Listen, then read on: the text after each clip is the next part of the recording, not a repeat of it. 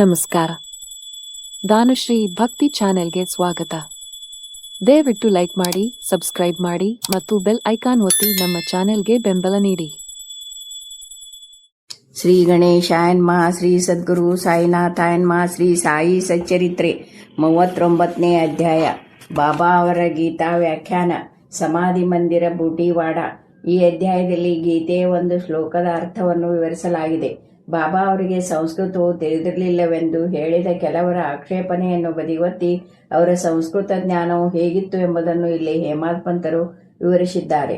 ಶ್ರೀ ಸಾಯಿಬಾಬಾ ಅವರು ತಮ್ಮ ಮಹಾಸಮಾಧಿಯ ತನಕ ಅಲ್ಲಿ ಜೀವಿಸಿದ ಆ ದ್ವಾರಕಾಮಯಿ ಮತ್ತು ಶಿರಡಿ ಗ್ರಾಮವು ನಿಜಕ್ಕೂ ಪುಣ್ಯ ಪಡೆದಿದ್ದುವೆಂದೇ ಹೇಳಬಹುದು. ಅವರಿಂದ ಆಶೀರ್ವದಿಸಲ್ಪಟ್ಟ ಶಿರಡಿ ವಾಸಿಗಳೇ ಧನ್ಯರು. ಶಿರಡಿಯು ಮೊದಲು ಕೇವಲ ಒಂದು ಸಣ್ಣ ಹಳ್ಳಿಯಾಗಿತ್ತು. ಬಾಬಾ ಅವರ ಸಂಪರ್ಕದಿಂದ ಅದು ಕೀರ್ತಿಯನ್ನು ಪಡೆದು ಒಂದು ಪವಿತ್ರ ಯಾತ್ರಾ ಸ್ಥಳವಾಯಿತು. ಶಿರಡಿಯ ಜನರು ಸ್ನಾನ ಮಾಡುವಾಗ, ಓದುವಾಗ, ಉಳುವಾಗ, ಬಿತ್ತುವಾಗ, ರಾಶಿ ಮಾಡುವಾಗ ಎಲ್ಲ ಸಂದರ್ಭಗಳಲ್ಲಿ ಸಾಯಿಬಾಬಾ ಅವರ ಗುಣಗಾನ ಮಾಡುತ್ತಾ ಆನಂದದಿಂದ ಇದ್ದರು. ಬಾಬಾ ಅವರ ಗೀತಾ ವ್ಯಾಖ್ಯಾನ. ಬಾಬಾ ಅವರಿಗೆ ಸಂಸ್ಕೃತದ ಜ್ಞಾನ ಇತ್ತೆಂದು ಯಾರಿಗೂ ತಿಳಿದಿರಲಿಲ್ಲ. ಒಂದು ದಿವಸ ನಾನಾ ಸಾಹೇಬ್ ಚಾಂದೋರ್ಕರ್ ಅವರಿಗೆ ಭಗವದ್ಗೀತೆಯ ಒಂದು ಶ್ಲೋಕವನ್ನು ವಿವರಿಸಿ ಎಲ್ಲರನ್ನೂ ಬೆರಗುಗೊಳಿಸಿದರು ಬಾಬಾ. ನಾನಾ ಸಾಹೇಬರು ಪವಿತ್ರವಾದ ವೇದಾಂತವನ್ನು ಬಹುಮಟ್ಟಿಗೆ ಬಲ್ಲವರಾಗಿದ್ದರು. ಅವರು ಗೀತೆ ಮತ್ತು ಅದರ ಮೇಲಿನ ಟೀಕೆಗಳನ್ನು ಸಹ ತಿಳಿದು ಬಹಳ ಅಹಂಭಾವದಿಂದ ಇದ್ದರು. ಇದು ಬಾಬಾ ಅವರಿಗೆ ಗೊತ್ತಿಲ್ಲವೆಂದು ಮತ್ತು ಅವರಿಗೆ ಸಂಸ್ಕೃತಿಯೇ ಬಾರದೆಂದು ಅವರು ತಿಳಿದಿದ್ದರು. ಬಾಬಾ ಅವರು ಈ ಗುಳ್ಳೆಯನ್ನು ಹೊಡೆದರು. ಒಂದು ದಿನ ಮಸೀದಿಯ ತುಂಬ ಭಕ್ತರು ನೆರೆದಿದ್ದರು. ಆಗ ನಾನಾ ಅವರು ಬಾಬಾ ಅವರ ಪಾದ ಸೇವೆ ಮಾಡುತ್ತಾ ಕುಳಿತಿದ್ದರು. ಬಾಬಾ: ನಾನಾ, ಅದೇನು ಗನುಗುಟ್ಟುತ್ತಿರುವೆ?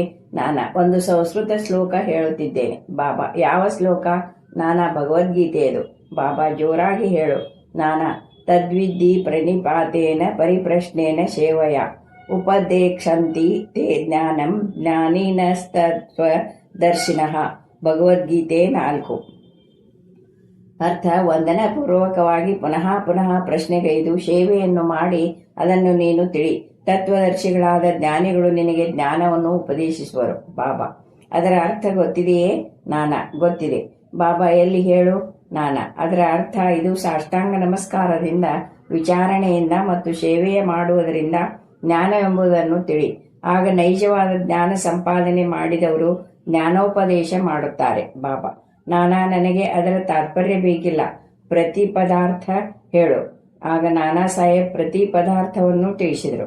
ಬಾಬಾ: ಪರಿಪ್ರಶ್ನೆ ಎಂದರೇನು? ನಾನಾ: ವಿಚಾರ ಮಾಡುವುದು. ಬಾಬಾ: ಪ್ರಶ್ನೆ ಎಂದರೇನು? ನಾನಾ: ಅದೇ ಉತ್ತರ ಪ್ರಶ್ನಿಸುವುದು. ಬಾಬಾ: ಪರಿಪ್ರಶ್ನೆ ಎಂದರೂ ಅರ್ಥ, ಪ್ರಶ್ನೆ ಎಂಬುದಕ್ಕೂ ಅದೇ ಅರ್ಥವೇ? ಹಾಗಿದ್ದಲ್ಲಿ ವ್ಯಾಸರು ಪರಿ ಎಂದೇಕೆ ಸೇರಿಸಿದರು? ವ್ಯಾಸರ ತಲೆ ಕೆಟ್ಟಿತ್ತೇ?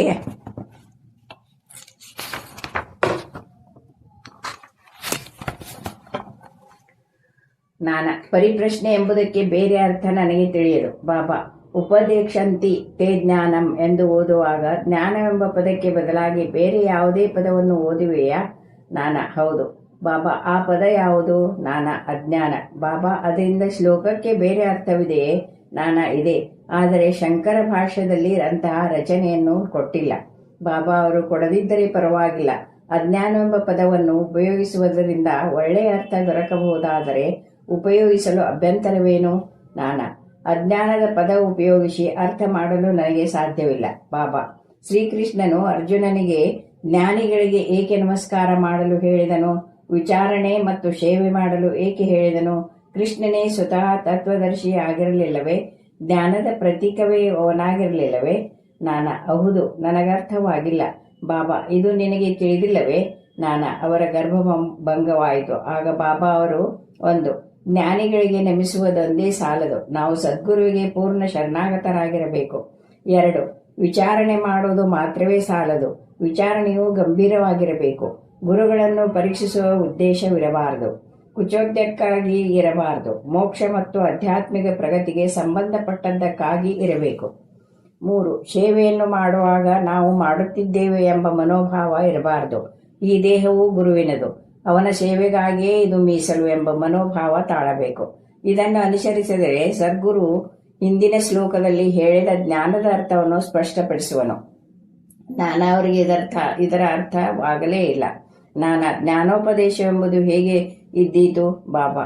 ಅಜ್ಞಾನವನ್ನು ನಾಶ ಮಾಡುವುದೇ ಜ್ಞಾನ, ಕತ್ತಲೆಯನ್ನು ಹೋಗಲಾಡಿಸುವುದೇ ಬೆಳಕು, ದ್ವೈತ ಭಾವನೆಯನ್ನು ನಾಶ ಮಾಡುವುದೇ ಅದ್ವೈತ. ದ್ವೈತವನ್ನು ನಾಶ ಮಾಡಬೇಕೆಂದಾಗ ಅದ್ವೈತದ ವಿಚಾರ ಎತ್ತುವೆವು. ಕತ್ತಲೆಯನ್ನು ಹೋಗಲಾಡಿಸಲು ಬೆಳಕು ಬೇಕು. ಅದ್ವೈತದ ಸ್ಥಿತಿಯನ್ನು ತಿಳಿಯಬೇಕಾದರೆ ದ್ವೈತ ಭಾವನೆಯು ನಿರ್ಮೂಲನವಾಗಬೇಕು. ಶಿಷ್ಯನು ಸಹ ಗುರುವಿನಂತೆಯೇ ಜ್ಞಾನದ ಪ್ರತೀಕ. ಇದರಲ್ಲಿಯೇ ವ್ಯತ್ಯಾಸ ಅವರ ಮನೋಭಾವ. ಶ್ರೇಷ್ಠ ಅರಿವು, ತತ್ವ ಮತ್ತು ಐಶ್ವರ್ಯ ಯೋಗಗಳಲ್ಲಿ ಅಡಗಿರುತ್ತವೆ. ಶಕ್ತಿಯು ದೈವಿಕ, ಸದ್ಗುರುವು ನಿರ್ಗುಣನು, ಸಚ್ಚಿದಾನಂದನು. ಮಾನವರನ್ನು ಉದ್ಧರಿಸಿ ಲೋಕೋದ್ಧಾರ ಮಾಡಲು ಅವನು ಮಾನವನಾಗಿ ಅವತರಿಸುತ್ತಾನೆ. ಅವನ ನೈಜತ್ವವಾಗಲಿ ದೈವಿಕ ಶಕ್ತಿಯಾಗಲಿ ಯೋಗ್ಯತೆಯಾಗಲಿ ಕುಗ್ಗದಂತಿರುವವು. ಶಿಷ್ಯನೂ ಸಹ ಅದೇ ಸ್ವರೂಪವುಳ್ಳವನೇ. ಆದರೆ ಅವನು ಶಿಷ್ಯ ಅಸಂಖ್ಯಾತ ಜನ್ಮಗಳನ್ನೆತ್ತಿ ಶುದ್ಧ ಚೈತನ್ಯವನ್ನರಿಯದೆ ಅಜ್ಞಾನದಲ್ಲಿ ಬಿದ್ದಿರುತ್ತಾನೆ. ಅವನಿಗೆ ನಾನೇ ಜೀವ, ಪ್ರಾಣಿ, ನಮ್ರತೆಯುಳ್ಳವನು ಎಂಬ ಕಲ್ಪನೆ ಬರುತ್ತದೆ. ಗುರುವು ಅವನನ್ನು ಈ ಅಜ್ಞಾನೆಂಬ ಸುಳಿಯಿಂದ ತಪ್ಪಿಸಿ ಉಪದೇಶ ನೀಡಬೇಕು. ಕೊನೆಯಿಲ್ಲದ ಜನ್ಮ ಜನ್ಮಾಂತರಗಳಲ್ಲಿಯೂ ನಾನೇ ಜೀವ, ನಾನೇ ಪ್ರಾಣಿ ಎಂದು ನಂಬಿರುವ ಶಿಷ್ಯನಿಗೆ ಗುರುವು ಅವನ 100 ಜನ್ಮಗಳಲ್ಲಿ ನೀನೇ ದೇವರು, ನೀನೇ ದೊಡ್ಡವನು, ಸಂಪನ್ನನು ಎಂದು ಬೋಧಿಸಿ ಅವನನ್ನು ದಿಗ್ಬಂಧಿತನನ್ನಾಗಿ ಮಾಡುತ್ತಾನೆ. ಆಗ ಅವನಿಗೆ ಅರಿವು ಉಂಟಾಗುತ್ತದೆ. ನಾನು ದೇಹ, ನಾನು ಜೀವ ಮಾತ್ರ, ಈ ಪ್ರಪಂಚ ಮತ್ತು ಪರಮಾತ್ಮನೆಂಬುದು ನನ್ನಿಂದ ಬೇರೆಯಾದದ್ದು ಎಂಬ ಶಿಷ್ಯನ ಭ್ರಮೆಯು ಅವನಲ್ಲಿ ಜನ್ಮ ಜನ್ಮಾಂತರಗಳಿಂದ ಹುಟ್ಟಿ ಬಂದ ದೋಷ. ಈ ಭ್ರಮೆ ಮತ್ತು ದೋಷವನ್ನು ಬೇರು ಸಹಿತ ನಿರ್ಮೂಲನ ಮಾಡಲು ಅವನು ವಿಚಾರಣೆ ಮಾಡತೊಡಗಬೇಕು. ಅಜ್ಞಾನವೆಂಬುದು ಹೇಗೆ ಹುಟ್ಟಿತು, ಅದೆಲ್ಲಿದೆ, ಇದನ್ನು ಅವನಿಗೆ ತೋರಿಸುವುದೇ ಗುರುವಿನ ಉಪದೇಶ. ಇದಕ್ಕೆ ಸಂಬಂಧಪಟ್ಟ ಉದಾಹರಣೆಗಳು ಈ ರೀತಿ ಇವೆ. 1. ನಾನೇ ಜೀವ. 2. ಶರೀರವೇ ಆತ್ಮ. 3. ದೇವರು, ಜೀವ ಮತ್ತು ಪ್ರಪಂಚ ಎಂಬುವು ಭಿನ್ನವಾದವುಗಳು. 4. ನಾನು ದೇವರಲ್ಲ. 5. ಶರೀರವು ಆತ್ಮವಲ್ಲ ಎಂಬುದನ್ನು ನಾನು ಅರಿಯೆ. 6. ಪರಮಾತ್ಮ, ಜೀವ, ಪ್ರಪಂಚ, ಶರೀರ ಇವು ಒಂದೇ ಎಂಬುದನ್ನು ನಾನರಿಯೆ. ಈ ದೋಷಗಳನ್ನು ನಿರ್ಮೂಲನೆ ಮಾಡದಿದ್ದರೆ ದೇವರು, ಜೀವ, ಪ್ರಪಂಚ, ಶರೀರ ಇವುಗಳೇನೆಂಬುದನ್ನು ಶಿಷ್ಯನು ಅರಿಯಲಾರ. ಅವುಗಳಿಗಿರುವ ಸಂಬಂಧವು ಅವನಿಗೆ ಅರಿವಾಗುವುದಿಲ್ಲ. ಇಂಥ ಅಜ್ಞಾನವನ್ನು ಹೋಗಲಾಡಿಸಲು ಅವನಿಗೆ ಉಪದೇಶವು ಅಗತ್ಯ. ಅವನ ದೋಷಗಳನ್ನು ನಿರ್ಮೂಲನೆ ಮಾಡಿ ಅಜ್ಞಾನವನ್ನು ಹೋಗಲಾಡಿಸುವುದೇ ಉಪದೇಶ. ಬಾಬಾ ಅವರು ಮುಂದುವರಿದು, 1. ಪ್ರಣಿಪಾತವೆಂದರೆ ಶರಣಾಗತಿ ಎಂದು ಅರ್ಥ. 2. ಶರಣಾಗತಿ ಎಂದರೆ ತನು, ಮನ ಮತ್ತು ಧನದ ಅರ್ಪಣೆ.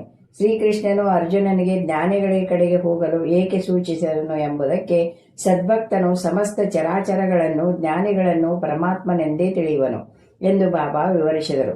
ಸಮಾಧಿ ಮಂದಿರ, ಬೂಟಿವಾಡ. ತಾವು ಮಾಡಲಿಚ್ಛಿಸಿದ ವಿಷಯಗಳ ಬಗ್ಗೆ ಬಾಬಾ ಅವರು ಎಂದೂ ಮುಂಚಿತವಾಗಿ ಸೂಚಿಸುತ್ತಿರಲಿಲ್ಲ, ಗಡಿಬಿಡಿ ಮಾಡುತ್ತಿರಲಿಲ್ಲ. ಆದರೆ ಜನರು ಆಶ್ಚರ್ಯಪಡುವಂತೆ ಸಮಯ ಸಂದರ್ಭಗಳನ್ನು, ವಾತಾವರಣಗಳನ್ನು ನಿರ್ಮಿಸಿಕೊಳ್ಳುತ್ತಿದ್ದರು. ಸಮಾಧಿ ಮಂದಿರದ ನಿರ್ಮಾಣ ಇದನ್ನು ಉದಾಹರಿಸುತ್ತದೆ.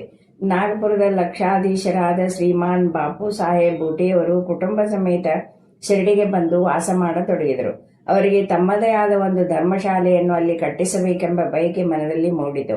ಕೆಲವು ದಿನಗಳ ನಂತರ ಅವರು ದೀಕ್ಷಿತವಾಡದಲ್ಲಿ ಮಲಗಿರುವಾಗ ಕನಿಷ್ಠಲೇ ಬಾಬಾ ಅವರು ದರ್ಶನ ನೀಡಿ, ನಿನ್ನದೇ ಆದ ಒಂದು ಧರ್ಮಶಾಲೆಯನ್ನು ದೇವಸ್ಥಾನ ಸಹಿತ ಕಟ್ಟಬಹುದು ಎಂದರು.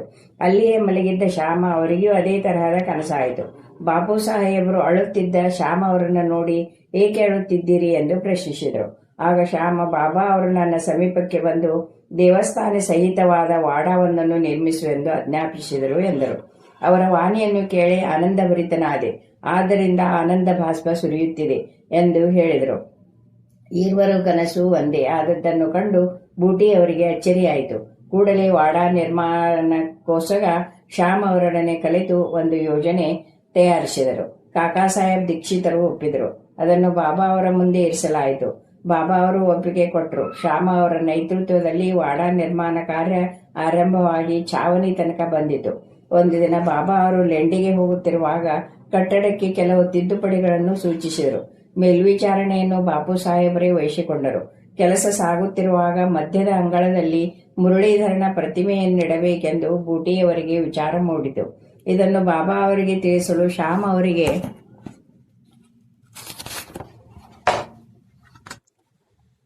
ಶ್ಯಾಮ್ ಅವರಿಗೆ ಹೇಳಿದರು. ಶ್ಯಾಮ್ ಅವರು ಬಾಬಾ ಅವರನ್ನು ಕೇಳಲಾಗಿ ಅವರು ಸಮ್ಮತಿಸಿದರು. ದೇವಾಲಯ ಪೂರ್ತಿಯಾದ ನಂತರ ನಾನೇ ಅಲ್ಲಿಗೆ ಬಂದು ವಾಸಿಸುವೆನೆಂದು ಬಾಬಾ ನುಡಿದರು. ನಂತರ ದೃಷ್ಟಿಸಿ ವಾಡ ನೋಡಿ ನಾವೇ ಅದನ್ನು ಉಪಯೋಗಿಸೋಣ, ಅಲ್ಲಿಯೇ ವಾಸಿಸೋಣ ಎಂದು ಹೇಳಿದರು. ಆಗ ಶ್ಯಾಮ ಅವರು ಮಧ್ಯದ ಅಂಗಳದಲ್ಲಿ ಪೂಜಾ ಸ್ಥಳಕ್ಕೆ ತಳಪಾಯ ಹಾಕಲು ಒಂದು ದಿವಸ ಯೋಗ್ಯವಾಗಿದೆಯೇ ಎಂದು ಕೇಳಲು ಬಾಬಾ ಅವರು ಸರಿ ಎಂದರು. ಶ್ಯಾಮ ಹಿಂತಿರುಗಿ ವಾಡಕ್ಕೆ ಬಂದು ಪೂಜೆ ಮಾಡಿ ತೆಂಗಿನಕಾಯಿ ಒಡೆದು ಕಾರ್ಯವನ್ನು ಆರಂಭಿಸಿದರು. ಸಮಯಕ್ಕೆ ಸರಿಯಾಗಿ ಎಲ್ಲವೂ ಮುಗಿಯಿತು. ಮುರಳೀಧರನ ಪ್ರತಿಮೆ ತಯಾರಿಕೆಗೂ ಹೇಳಿದ್ದರು. ಆದರೆ ಆ ಪ್ರತಿಮೆ ತಯಾರಾಗುವ ಮೊದಲೇ ಪರಿಸ್ಥಿತಿ ಬದಲಾಯಿತು. ಬಾಬಾ ಅವರು ತೀವ್ರ ಜ್ವರದಿಂದ ಹಾಸಿಗೆ ಹಿಡಿದರು. ಬಾಪು ಸಾಹೇಬರು ತಮ್ಮ ವಾಡಾ ಬಾಬಾ ಅವರ ಪಾದಧೂಳಿಯಿಂದ ಪವಿತ್ರವಾಗುವುದೋ ಇಲ್ಲವೋ ಎಂಬ ಕಳವಳದಿಂದಿದ್ದರು. ಬಾಬಾ ಅವರು ಗತಿಸುವ ಮೊದಲು ನನ್ನನ್ನು ವಾಡಾಕ್ಕೆ ಕರೆದುಕೊಂಡು ಹೋಗಿ ಎಂದು ಹೇಳಿದರು. ಆದ್ದರಿಂದ ಅವರೆಲ್ಲರಿಗೂ ಸಮಾಧಾನವಾಯಿತು. ಬಾಬಾ ಏಲೋಕವನ್ನು ತ್ಯಜಿಸಿದ ನಂತರ ತಕ್ಕ ಮರ್ಯಾದೆಗಳಿಂದ ಮತ್ತು ಸಂಭ್ರಮದಿಂದ ಮುರಳೀಧರನ ಪ್ರತಿಮೆಗೋಸ್ಕರ ಮೀಸಲಾಗಿದ್ದ ಸ್ಥಳದಲ್ಲಿ ಅವರನ್ನು ಸಮಾಧಿ ಮಾಡಲಾಯಿತು. ನಿಜವಾಗಿಯೂ ಬಾಬಾ ಮುರಳೀಧರನಾದರು. ಇದೇ ಈಗಿರುವ ಸಮಾಧಿ ಮಂದಿರ. ಬಾಬಾ ಅವರ ಪರಮ ಪವಿತ್ರವಾದ ಶರೀರವು ಸಮಾಧಿ ಮಾಡಲ್ಪಟ್ಟಿರುವ ವಾಡಾ ನಿರ್ಮಾಪಕರಾದ ಶ್ರೀಮಾನ್ ಬೂಟಿಯವರೇ ಧನ್ಯರು. ಶ್ರೀ ಸಾಯಿ ಪ್ರಣಾಮ.